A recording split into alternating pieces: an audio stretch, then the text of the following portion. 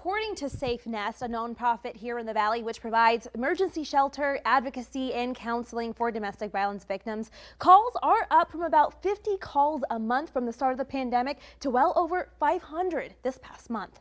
We're just continuing to add layers and layers and layers of stress to a family unit that's already stretched. In the age of coronavirus, that could be financial stress, distance learning, and the struggle to pay rent or a mortgage. SafeNest CEO Liz Ortenburger says this adds tension in households where abuse is already used. And it can't be understated that if there's not a release valve for that within the next small time frame, we're going to start to see more homicide and more violence because there is no other place for that stress to be funneled. In a remembrance ceremony this week, the Las Vegas Metropolitan Police Department honored 16 victims who lost their lives to domestic violence from July 1st, 2019 to June 30th of this year. We've learned a lot of lessons from COVID, and we're using more virtual ways to increase access for victims that didn't exist before. But with recent high call volume, Lynn Green with Metro's Victim Services and Human Trafficking Department says the number of names on this memorial plaque are down from previous years. And that's directly linked to our work with Metro, where we send advocates onto the scene of domestic violence 911 calls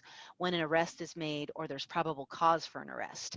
From starting case management on scene to expanding resources in the community, Green says leaving a domestic violence situation is a process. And a lot of times they want those resources, they want the information, they're just not ready, and we respect and honor that. And for friends and family, help can start with the conversation. But work into that conversation.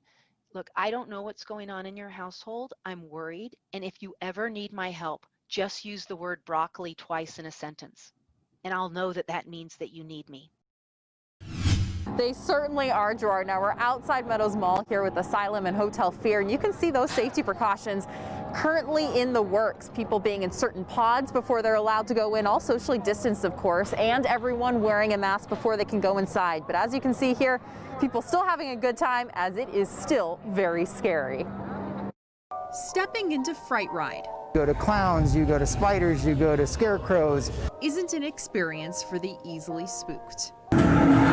But for creator Jason Egan, every devilish detail inside the haunted research lab is designed for both a portal of horror and escape.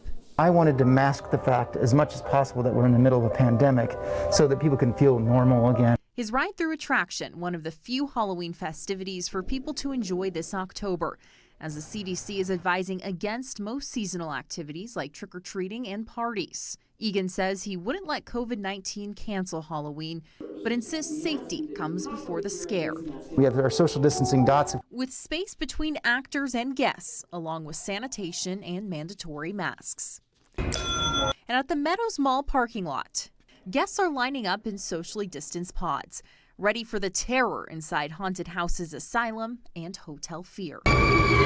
Owner Rich Strelak has implemented the works, temperature checks, small groups, and masks, all to strike some fear into guests' hearts. And after a year plagued with fear and uncertainty, during times of crisis like this, people need a release. A release and a little slice of normalcy goes a long way. This COVID is something we can't control, and it's frustrating to everyone. So at least you go to a haunted house, you can face your fears, and you can walk away from them, and you can feel like you've accomplished something. So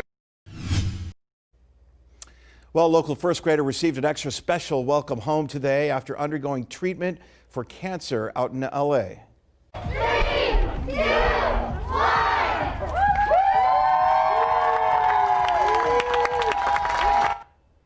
Lots of cheers there. We first brought you Holly's story, you may recall, last month. She was diagnosed with a rare kidney tumor and spent more than 100 days in the hospital.